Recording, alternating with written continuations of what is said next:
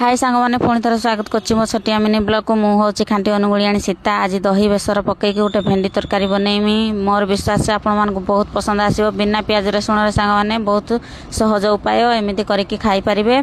देखो तेल रे कषीदेली टे बेसरटा को बेसर कषि सारापर देखो हलदी लंका गुंड देकी पुणी थर कषीदेली एवं चीनी टे पकईदे सांग मैंने चीनी देले कौन कि फ्लेवरटा बढ़िया आसो आ टेस्ट भी बढ़ीज।